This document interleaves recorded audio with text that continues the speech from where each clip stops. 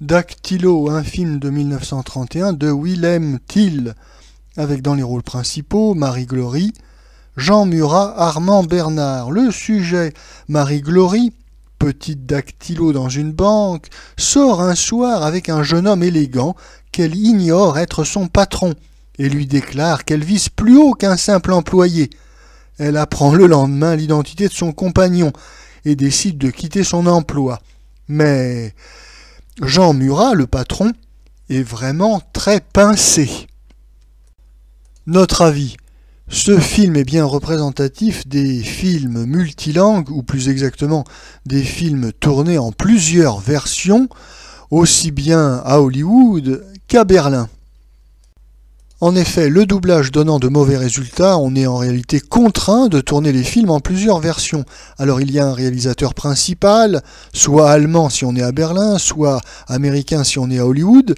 C'est lui qui va tourner la scène dans sa conception originale, celle qui va permettre aux techniciens de prendre leurs repères, aux éclairagistes de régler les lumières, et puis une fois que cette scène est tournée, le réalisateur passe le relais à un réalisateur italien, français ou espagnol pour tourner la même scène, mais dans une autre langue.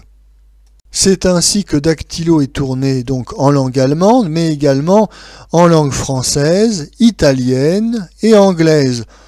Alors ici, pas de réalisateur français pour diriger Marie Glory, Armand Bernard et Jean Murat, puisque Wilhelm Thiel, qui réalise la version allemande, se débrouille également en français et s'occupera de la direction d'acteurs. Notons d'ailleurs que ces réalisateurs secondaires qui s'occupent des versions des autres langues n'ont pas une grande marge de création, ils se contentent de suivre les indications du réalisateur principal et dirigent dans leur langue les acteurs étrangers. Dactylo est un film réussi, bien qu'il soit un produit de grande série.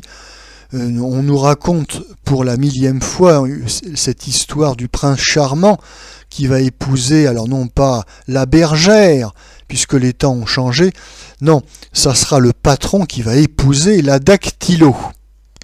Cette petite histoire d'amour à l'eau de rose est faite pour séduire un public populaire, pour ne pas dire un public de midinette, et d'ailleurs le film connaîtra un gros succès commercial qui appellera une suite en 1934.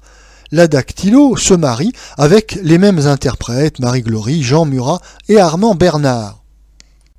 Même si ce conte de fées des temps modernes est vraiment sans surprise, il n'en demeure pas moins que c'est un petit film habilement fabriqué, gai, optimiste, pas vulgaire, et ma foi, on se laisse surprendre par quelques bons moments, notamment les chansons comiques interprétées par Armand Bernard qui, en ce début des années 30, fait partie des valeurs sûres des rois du rire de l'écran français, avec Milton, avec Bach, avec Duvallès.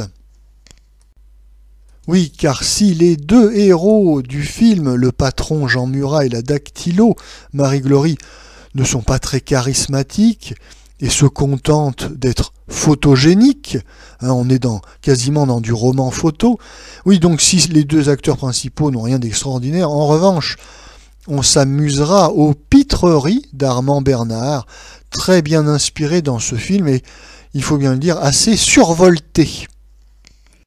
Cette bonne surprise comique donne un peu de caractère à ce film de grande série qui est très standardisé, notamment en raison de ses décors anonymes, très internationaux, très passe-partout, un peu artificiels. Ce sont des décors qui doivent plaire à 4 publics de 4 nations différentes.